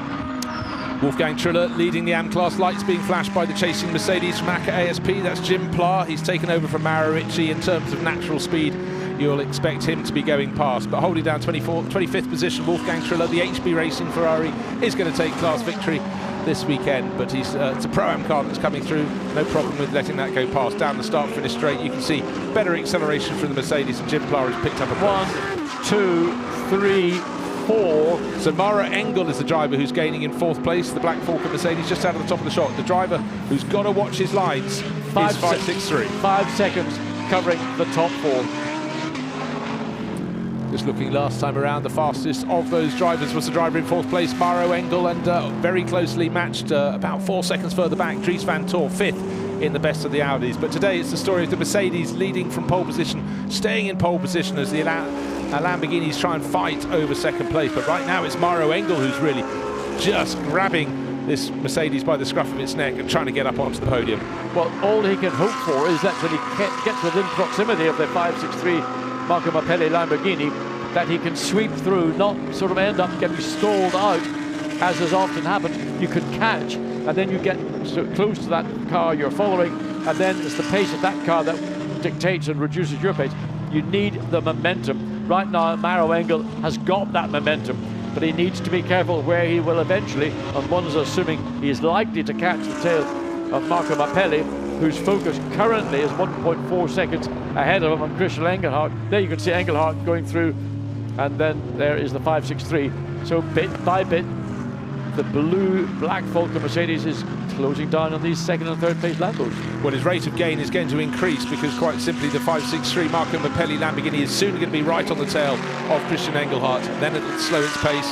No such problem for the race leader, sweeping around the Ferrari down the start-finish straight. Job done for Raffaele Marciello. It's advantage going out all the time. I'm just trying to get an eye on Marco Mappelli in the third place Lamborghini, and his driving style and that of Andrea Caldarelli in that car, that 563 Lambo, is different. Caldarelli was able to do things by getting the car, make the front of the car really work and get more front bite, more grip, whereas Marco Mappelli is going much more in the sort of direction maybe we saw from Mirko Bortolotti. So interesting, just the differences between individuals in the respective cars, both the 563 and the 63. Well, last lap, the advantage between race leader Raffaele Marciello and Christian Engelhardt. The Ferrari went out because of the Ferrari, because he had to pass the HB Racing Ferrari. This time a big chop across the nose of Christian Engelhardt. Thank you, says Marco Mappelli coming right onto his tail, but it swung one way, it swung the other. Mercedes continues to escape. But that was unfortunate for Christian Engelhardt. He was about to commit, and the Ferrari just shut the door, which gave Mappelli the momentum. Now he's right with the 63 Lamborghini, and Maro Engel, he'll be wondering, well, where did that Lamborghini go? It was right within my eyesight. Now I have to, where is it? Where is it? It's probably a second and a half to 2 seconds further down the road than it was on the previous lap. Yeah, and Maro Engel in fourth place might have thought he could have gained on that battle as well, but he had to go round the Ferrari at about turn 13, lost any advantage as he tried to close in on these two Lamborghinis. But really, the pace with assistance last time around, most certainly for the 563 Lamborghini coming very good. Frustration for Christian Engelhardt in second place. Extra relief for Raffaele Marciello. 1.8 seconds clear last time around in the lead of the race. What's it this time? Must be out over 2 seconds. Waiting for the interval. 2.5 seconds. That was a gift. Well, I tell you what, if anything's ever fired up a driver having the opportunity, as Andrea Caldarelli walked back into the garage, look at timing and scoring, and we've got our pit lane reporter in the garage, obviously beavering away, getting some inside information. Yeah, well, we need all the information we can get because... up the back of the Lambo, all the way around the Hugenholz hairpin bend.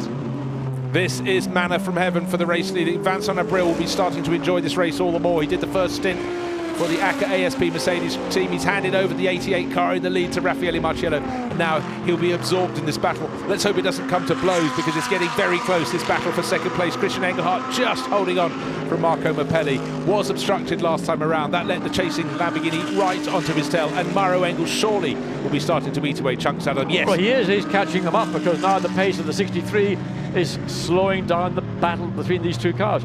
Marco Mappelli suddenly has realized, I have got a realistic opportunity, and by making a few little subtle thoughts and moves, he might put himself in the position.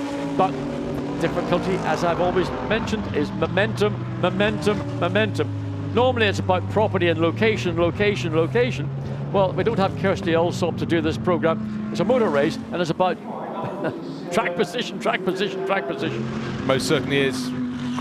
Christian Engelhardt still holding on to second place. Mirko Bortolotti can do nothing about it. He's standing in the Grasser Racing team garage, and equally Andrea Caldarelli probably hopping from foot to foot, hoping Marco Mappelli can get through. Their results this season, Caldarelli and Mappelli, retirement second, first, second, that is consistent, excellent. But the team that really just is the gold standard is Black Falcon Mercedes. Not heading for the podium today, but they've been second, first, third and fourth, but they could yet get on the podium. They're right at the back of this pack behind the two Lamborghinis, and with every lap they're gaining a tenth of a second. And remember, the 4 Mercedes doesn't need the 563 Lamborghini to finish ahead of it again, because while the Black Falcon Mercedes leads the sprint championship, it's the 563 FFF Lamborghini that has been catching them.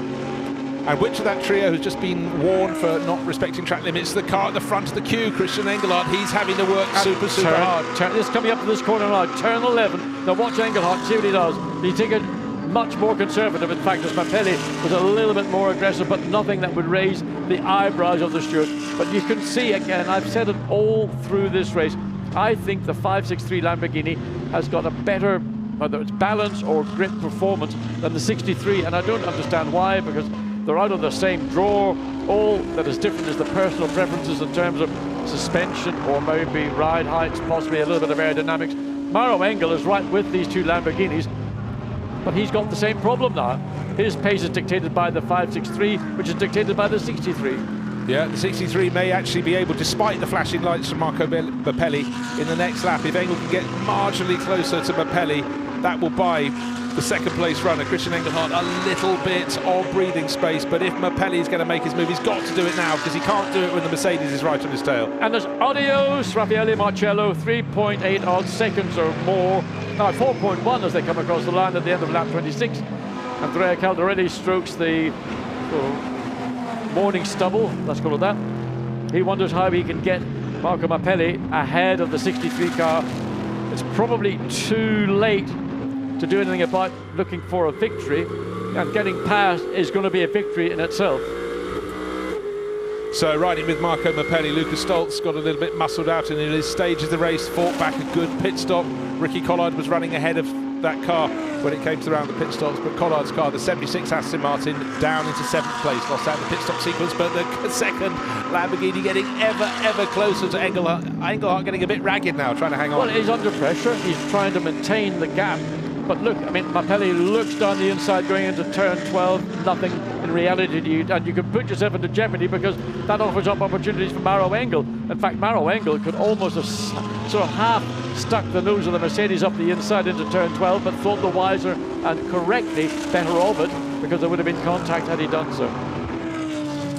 One needs a long shot, want to see if there's any traffic up ahead. They've overtaken the class leader in the AM class, Wolfgang Triller. The next car they will probably come up to that will be Jim Pla in the 87 ACA ASP Mercedes, but that could be some way up the road. It may not be an advantage for any of them, but right now the advantage is definitely with Raffaele Marcello. Look, blue sky now above Zandvoort. The weather keeps on changing. It should be dry through to the end of the race. 12 minutes to go. Marcello 4.1 seconds clear last time around, waiting for the grouping to come again, but I'm sure it will go out. Marcello has come past 63 Lamborghini, still in second place. What's the gap? 5.1, a second gained in that lap alone. So Mapelli again looks to put the nose of the Lamborghini into the mirrors of Christian Engelhardt. You want to make the car you're harrying stop looking forward and start looking in your mirrors, and make him lose maybe confidence or lose momentum or whatever, rather than letting him just drive his own race without any kind of interference. Yeah, the fly in the ointment is most definitely Maro Engel. He's just slightly disrupting, just not quite close enough to make a passing manoeuvre, but just disrupting Mapelli. And of course, there's a question mark that John threw up just after pit stops. We saw Mapelli coming back out onto the track and going over the dotted, the broken line that indicates pit exit. Nothing has come up on screen to indicate that that was a breaking of the rules and regulations. As I've not pointed out, it was a broken line, not a solid line. So it may be in the regulations you are permitted to do it, but it would be a strange regulation if you have a solid line and a broken line. Basically, they're there for one reason: to stop cars exiting the pit lane and getting into the fast lane when they're not up to race speed. Well, are these cars up to race speed? They're racing as hard as they possibly can, but Christian Engelhardt dogged in defence of second place. He'll be looking backwards as much as he is forwards. Mapelli has to look both ways in that 563 FFF Racing Team Lamborghini in third place, and having caught them, Maro Engel is now just running at exactly their same pace, 2 or 3 car lengths off the tail of Mapelli. It's almost mesmeric. It's almost that he's now settled. And in the background of the shot, the best of the Audis, Dries Van Tor, has gradually been chipping away at all of them. He's 2.5 seconds down, 2.6 seconds down on Engel, and at this rate may get relatively close, but all along the person who's not getting close, in fact, is escaping. Marcello 5.7 seconds clear at the start of this lap. And he's having a lovely Saturday afternoon drive in the dunes here in Zandvoort. Nobody getting his one. A mistake from Mapelli coming into the Hook & Hotel. Back end just slightly got away from him, and that again just a little signal. All these little things, little signals, little errors for Maro Engel, thinking, oh, maybe I've got a chance to get onto the podium after all. Yeah, it's these little moments that just give the driver chasing. They want signs of weakness in their opponents, and you can't say Mapelli's being weak in any way as he harries Engelhardt for second place, but Maro Engel has suddenly got a taste for this battle. Maybe he senses the Lamborghini has really started to use its tyres. We've commented many a time that the Mercedes tends to be very balanced on its tyres, not take so much life out, and certainly as we go into the final 10 minutes of this race, it's super tight. This isn't for this is second, third and fourth. Andrea Caldarelli, his car's in third place in the hands of his teammate Marco Mapelli. He can only watch on from the sidelines. Engelhardt going very defensive. Mapelli went to try and make the undercut coming off, and that opened up an opportunity for Maro Engel, who thought, I'm not going to pass, but I might have a better exit out of that chicane, and look how much closer he is at this point on this lap. This is lap 29. And look who's closer to in the very edge of the shot, Dries van Tor. He hasn't been fighting with anyone. He's just been keeping his head down. There he comes into fifth place. He was fifth place before, but he was 2 and a bit seconds down on Mauro Engel at the start of the lap. I reckon he's found probably best part of 1 of those seconds to claim back. Yes, he did. 1 second taken off, so suddenly we got the best of the Audis getting closer. But let's go down to feel the pressure in the pits. We're down with Mirko Bortolotti, with Dakota in the pits. Yes, I'm indeed with Mirko Bortolotti. We're sitting in the engineering room. Mirko doesn't really want to move because he just cannot take his eyes away from this race. Mirko, this is so interesting, isn't it, this battle? It's so exciting. Just bring me some popcorn and enjoy this fight, because this is proper racing. I mean, it's just so cool to watch these guys racing. It's such a cool track, and obviously the fight now for the podium is literally on fire. It's 4 cars fighting for the last 2 podium spots. At the moment, we have the best position with P2. The leader is a little bit gone. He's 4.5, 6 seconds in front at the moment. So it's just the fight is on for P2. So fingers crossed, 8 minutes to go. Maybe we can hold it, and it would be nice. It would be a really good podium for all of us. For 2 Lambos on the podium would be great, but hopefully we'll be in front. Yeah, as you can see here on the page, it says 3-4 for you guys. And Mapelli looks like he's gaining on you guys, but maybe Mauro is gaining as well. Yeah, it looks like they are a little bit faster than us at the moment, but Christian is doing a great job holding it off. And yeah, it's, as I said before, it's just a fight now. It's a wheel-to-wheel racing how we like it, and it's great to enjoy the show and I mean, have fun enjoying it at home. For us, it's a little bit less fun because obviously we are in the fight, but I'm sure that we can keep the position, hopefully. Fingers crossed that Christian keeps his position. Let's watch to the end. Thank you very much. Thank you very much indeed.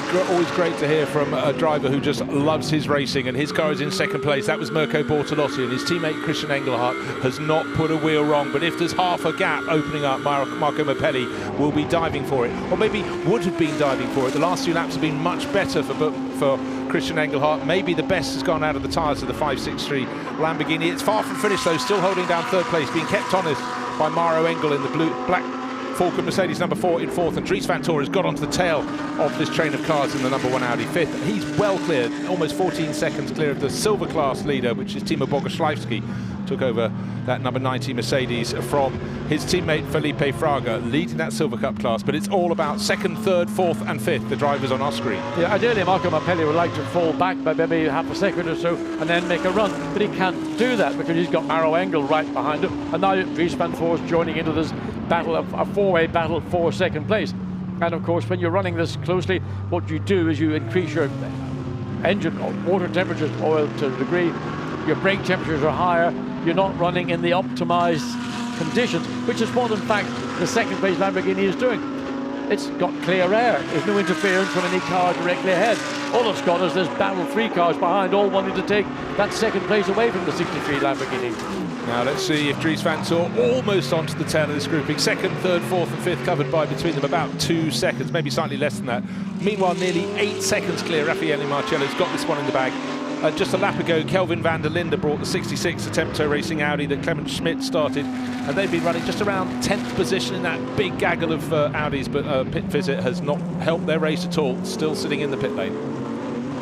So it doesn't get a lot closer around a racetrack, a proper racetrack like Zandvoort, these curves that twist and turn all the way through the sand dunes of Zandvoort, then down into the compression. Great corner, one of the top corners of any racetrack, I would say, anywhere around the world. Yeah, and that came across loud and clear from Mirko Bortolotti. A proper track. And we're just going to go down to the pits because Andrea Caldarelli will be feeling the pressure. His driver, Marco Mapelli, is in third. Down to the pits. Andrea, Marco Mapelli is 3/10 down from Christian Engelhardt. You're probably watching here, 5 minutes to go. You must be feeling the pressure. Yeah, I think Christian is feeling the pressure from Marco. But, Yeah, it's speedy because we have really a lot of speed, and Marco catch more than 3 seconds to Christian, so it's just it's really difficult to pass on overtaking this track. So yeah, I'm sure that Christian is feeling the pressure of Marco. Let's see how it goes. Thank you. Well, pressure aplenty because Marco Mapelli trying to pressure Christian Engelhardt, but he's been doing that for lap after lap. He's got no change at all out of that equation. And Maro Engel equally has not been able to attack him. He's been able to get there or thereabouts, about half a second down in 4th place. Dries van Tor has caught them, and likewise he is trying to find an advantage. I can't see where it's going to come from though. 4 minutes to go in this race. Raffaele Marciello, not quite home and hose, but certainly with an 8 more than 8 second advantage in the lead of the race. Things looking very, very good for the ACA ASP pairing. He forms with Vincent Abril, started from pole position. They haven't had a win this year. It looks so it's coming their way at last this afternoon and finally put a smile on their faces. They took a 2nd place at Misano, and the top step is the sweet one. That's the one they want. Dries van Tor tasted victory last time out at Misano, sharing that weekend with Charles Weerts, but this time doesn't look as though he's going to advance beyond 5th place. The laps are counting down. Timo Boguszlajski, 6th place overall, leading the Silver Cup. Top runner in the Pro-Am class is already in the lead of the Pro-Am Championship, and that's Phil Keane, who's sharing the 519 Lamborghini with Hiroshi Hamaguchi, and Wolfgang Triller will go on to victory in the AM class, running 25th and effectively in last position. Where are the moves going to come? Is there any traffic backing up ahead of this grouping? The 563 Lamborghini from the FFF racing team still stuck behind Christian Engelhardt. 2nd, Engelhardt. 3rd, Mapelli. 4th, the best of the 2nd of the Mercedes. That's Maro Engel, but the car leading the Mercedes battle and the overall battle, Raffaele Marciello, up the track and beyond. Here comes Christian Engelhardt, 2nd place, shadowed as ever by Marco Mapelli. And in behind, Maro Engel, jinking this way, jinking that way, but with under 3 minutes remaining in this race. If he's going to move to get onto the final step of the podium, it's got to come on this lap or possibly the next one. The clock is counting down. And of course, any slip-up, if there's an overtaking manoeuvre that goes wrong, the driver there to benefit will be Dries van Tor, shadowing this group as they go through the Hugenholzbocht. Up the rise they go, getting the power down as soon as they can. You can see the cars twitching. Another thing twitching is Vincent Abril, because his car is heading for its 1st win of the year. Raffaele Marciello looking to bring it home. He's got a comfortable advantage, 8.4 seconds now over this battle between the best of the Lamborghinis. Christian Engelhardt has driven a fantastic race, using his considerable race experience to great benefit. Try not to leave a door open, but every time Marco Mapelli takes a look, he knows he's got Maro Engel right with him, and now Dries van Tor has closed ever closer in the number 1 Audi. 5th place he's been for a number of laps. Not so long ago he was 6 seconds down on this grouping. He's cut it down as Engelhardt holds up everyone behind, which allows the race leader Raffaele Marciello to stretch his advantage. But really, this is track position. This is for points. You get 16.5 points for victory, 12 for 2nd place, 9.5 for 3rd, and we've lost.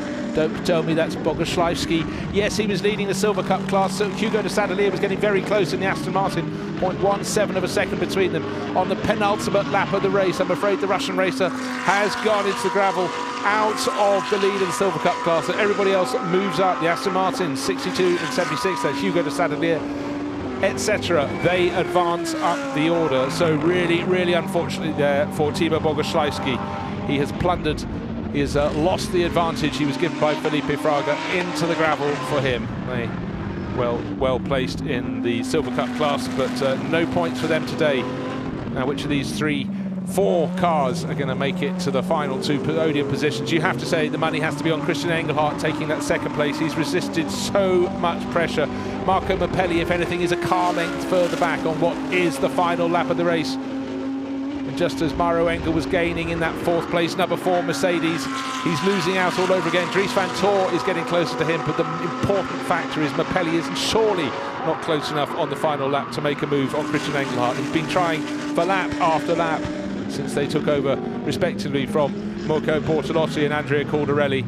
There is a back marker ahead of them, but it's far enough to be ahead of them over the start-finish line. It won't affect the order of the final podium positions, but into the final sweep of corners for the last time. Well, Hans-Ernst Bock towards the final few corners. Here comes Raffaele Marciello got it under control. He was 8.8 seconds clear at the start of this, the final lap. Vincent Abril could finally relax in the pit lane. He can get ready to celebrate with the ACA ASP Mercedes team. They took a second place at Misano, but that is nothing like as sweet as victory. And here sweeps the Italian Raffaele Marciello. He was looking a bit long in the face beforehand. There was a possibility. Go on, Vince, give us a smile, give us a cheer. Victory for the 88 Mercedes, and comfortably so. The second car over the finish line will be Christian Engelhardt in the 63 Grasso Lamborghini with Marco Mappelli, his shadow. Third place, not good enough to put a smile on the face of Andrea Caldarelli. Still supremely well placed in the championship, but just couldn't get ahead of that rival Lamborghini team. Waiting for the car that's going to win the Silver Cup class. There it comes around the corner. Hugo de Sadalier, the 62 Aston Martin, crossing the line in 6th place overall to win the Silver Cup class. And the 519 Lamborghini will also take the victory in the Pro-Am class. But there, celebrating for ACA ASP, Vincent Abril, who shared the winning car. He'll be running off to greet his teammate Raffaele Marciello. The energy can be released, and hopping up and down in excitement. So yes, the job is done. They came here to win this year. Hasn't happened yet. They took a second place, but now that victory all the sweeter. Eventually 8.647 seconds was the margin for the race-winning car. So super close behind between the two Lamborghinis. Mauro Engel could do nothing about them, coming home in the blue Black Falcon Mercedes in 4th place overall, just ahead of Dries van Tor. But job done. The car that started the season blue and white has turned red and white. Maybe that's turned their form around with the second place at Misano, and now victory here. And for Timo Boguslawski, the sister car from ACA ASP, stuck in the gravel in the background of the shot there, lost the Silver Cup honours and a hugely prestigious 6th place overall on the penultimate lap of the race, so unlucky for them. But some great runs through the field, some really close racing on this fabulous old school racing circuit, and Raffaele Marciello, he will have enjoyed that very, very much indeed. So the cars coming in, let's take a look at the finishing order. 8.5 seconds clear. The ACA ASP team started from pole position by Vincent Abril, handed over to Raffaele Marciello, and the job was done because the battle behind was the tight one. Christian Engelhardt trying his best and succeeding in keeping huge amount of pressure off his shoulders from Marco Mappelli. Mauro Engel caught up into 4th place. Dries van Tor closed in 5th, but they could not pass Engelhardt. Engelhardt taking home the 12 points for 2nd place, hugely well earned, and winning the Silver Cup class there. You can see in 6th place overall. Aerovania kicked off. Hugo de Sadalier brought it home, and the top runners in the Pro-Am class just on to the next timing page. 18th place overall, Phil Keane, and job beautifully done. There it is. You see Phil Keane, his Lamborghini, 18th place, shared with Hiroshi Hamaguchi. 2nd place in class, Andrea Bertolini bringing it home, and Stefan Ortelli resurrecting 3rd place in the Pro-Am class as well. Vast majority of the starters getting to the finish. Stephen Pellett, Marcus Winkelhock spun out on the opening lap. Kelvin van der Linde, couldn't tell you what the problem was. It came to the pits and it stayed there. But fabulous racing at the front end of the field. And for the drivers out there, a job very well done indeed. Raffaele Marciello brings it home because he thinks he'd like to see someone rather happy. And who happier than Vincent Abril? Yes, they've cracked it. They've taken that win. And that will really help their championship hopes. It's been a stop-start season for them across the first 4 races held over the opening 2 rounds at Brands Hatch and Misano. But here at Zandvoort, they've stuck it down. They're fairly well placed on the grid for tomorrow. But they had pole today for the first of the 2 races, and they really, really made it count.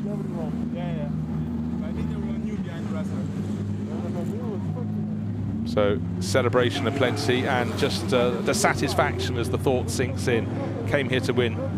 Vince did a brilliant job, just timed it perfectly to take pole position on a drying track in qualifying, and they made the very, very most of that. They were never headed. The battle was behind them between the Lamborghinis, and they profited very much from that very tough tussle in their rearview mirror, but it got smaller and the victory was all theirs. So the Pirelli winners' caps, thumbs up for the photographers. They know the procedure, but it's really put their season back on track. For Vincent Abril and Raffaele Marciello, what a fantastic job they've achieved for the ACA ASP Mercedes team.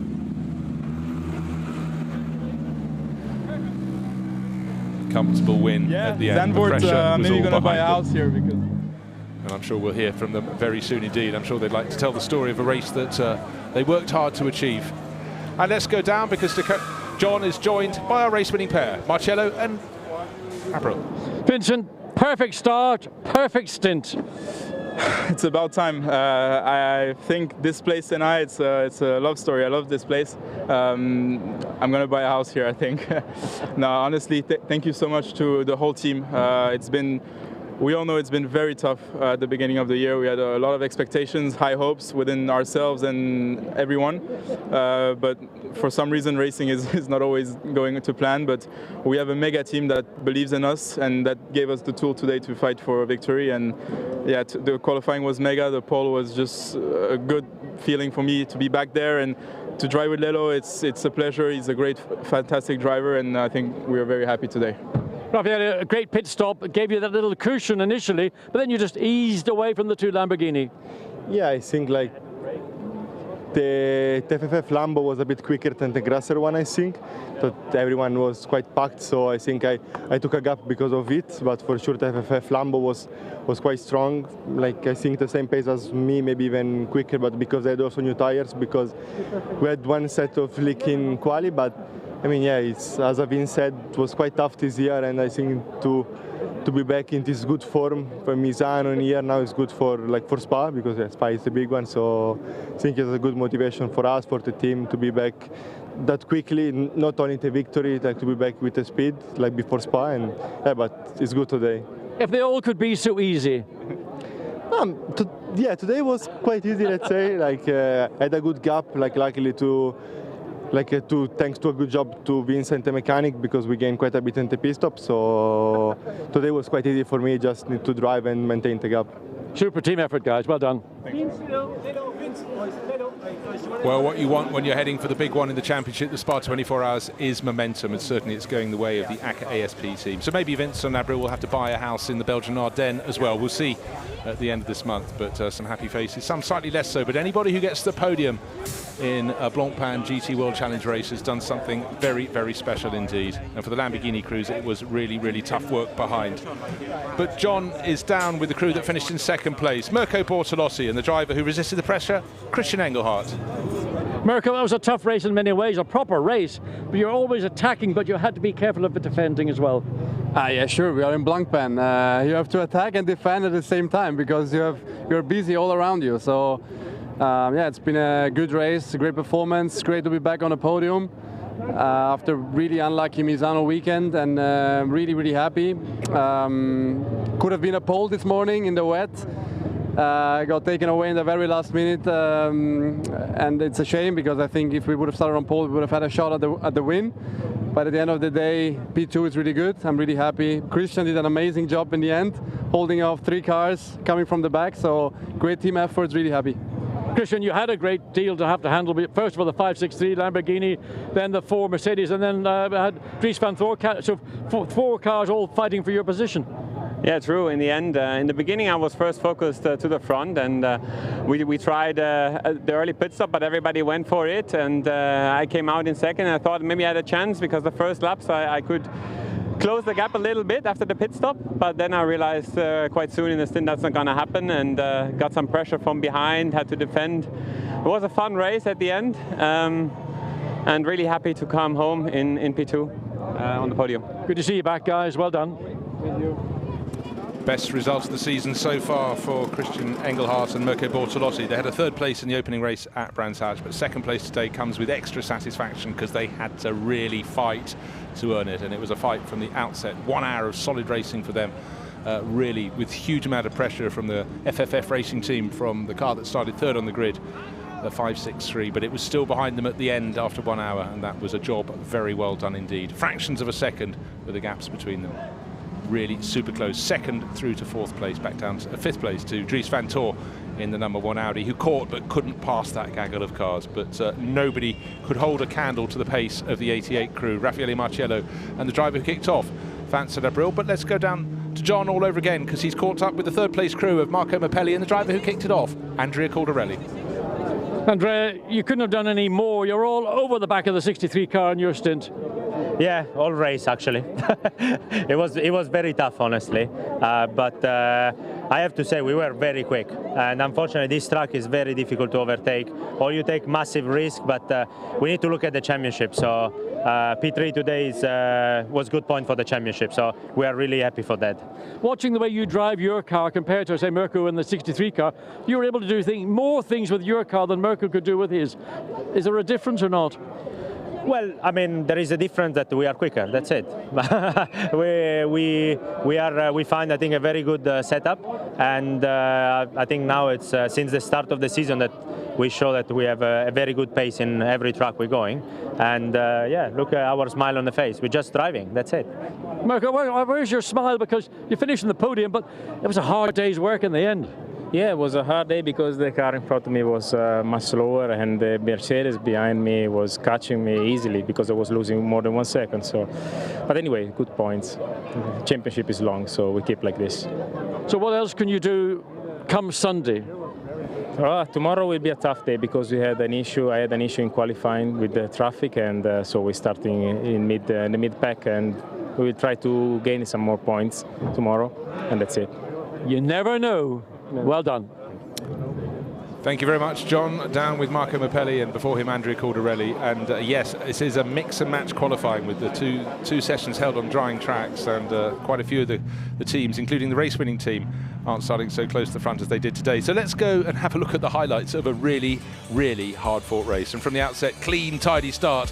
And the top three runners were first, second and third into the opening corner. One of the FFF Racing Lamborghinis, I think Taylor Proto, picked up a puncture even before the start of the race. But the first three cars keeping it clean and tidy. But in behind, the number 17 Audi clashing with Markus Winkelhock's Lamborghini, Audi, the 19 Lamborghini, getting caught up in the action as well. But the tightest action was between the cars fighting over second place. The FFF Racing Lamborghini behind the Grasser Racing car, but in the pits ahead of them was the 88 Mercedes, the ACA ASP car.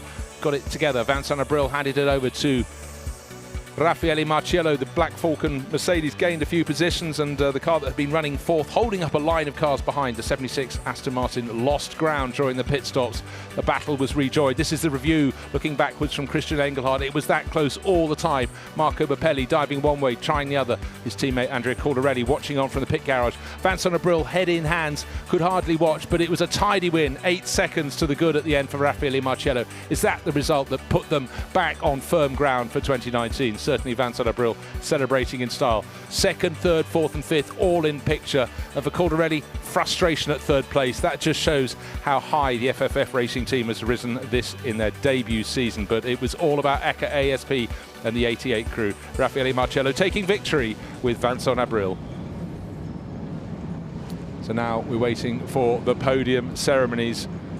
Really interesting interviews down there on the grid, and John Watson's actually so quick today he's even made it back up into the commentary box already before the podium. A rare occasion, Bruce, a rare occasion. I hadn't expected to see you. I was going to rent that seat out, but some very happy faces down there, certainly for Vincent Abril. He really wanted his season with Raffaele Marciello to be full of victories, and now he's got the first of maybe several. Yes, I mean, they had a clean start, which is the key. So Vincent Abril got into turn one and he controlled the race through his stint, and then when Raffaele Marciello got in, he was in a position where he didn't have to drive the car any more than was comfortable, and the gap extension was not because of his pace, it was because of the battle going on for second place. And the consensus of it is, both from the winning Mercedes and from the 563 Mercedes, is that the 63 was the car that was in effect preventing 563 Caldarelli, Mappelli, the Black Falcon Mercedes, or even Dries van Thor from getting up onto the winner's podium. But that's motor racing. Exactly. That's what it says on the lid. It's not driving, it's racing. Those guys were racing within an ounce of their life. Yeah, and that's why Christian Engelhardt perhaps is the most satisfied person on the podium, apart from the owner of the ACA ASP team, Jerome Policon, former racer. He's out there and he's waiting to greet, stand in the correct position. The drivers who won the race, Vincent Abril, who started on pole, and Raffaele Marciello, who keeps it all under control, Raffaele does, but finished the job in style. Well, and Vincent Abril is such an emotional man, and he came down to Parc Fermé before the car arrived, and he was just bouncing. Raffaele Marciello is as cool as you can get. It's an uber cool Italian star.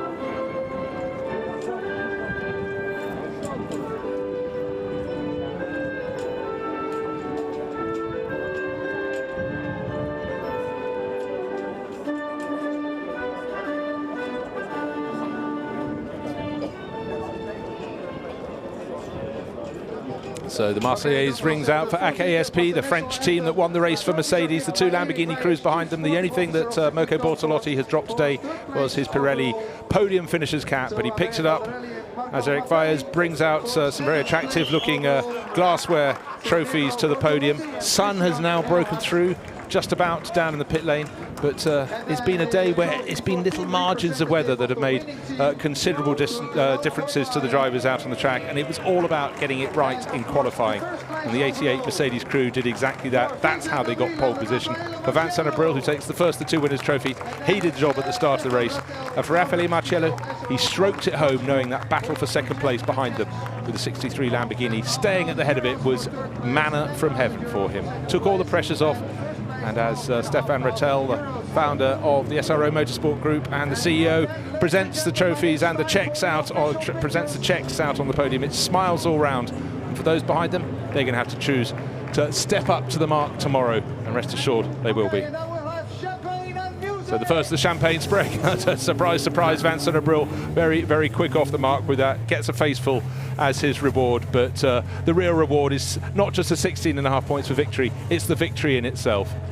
What was nice, and maybe you didn't catch when I was just finishing up the interviews, was while at the other crews, the 63 and the 560, they're all talking to each other. All of a sudden, all that sort of energy and all that, not maybe anger, but your competitiveness is just gone. And they're all a group of racing drivers saying, yeah, I could have got past, but you just shut me out, or however. And that's what's wonderful to see, the camaraderie between all these drivers. They all go racing for very much the right reasons. They're professional racing drivers, but underneath they are racing down racing for the glory of it. So that's the end of the first race. Come back and join us again tomorrow. That's it from me, Bruce Jones, and from John Watson.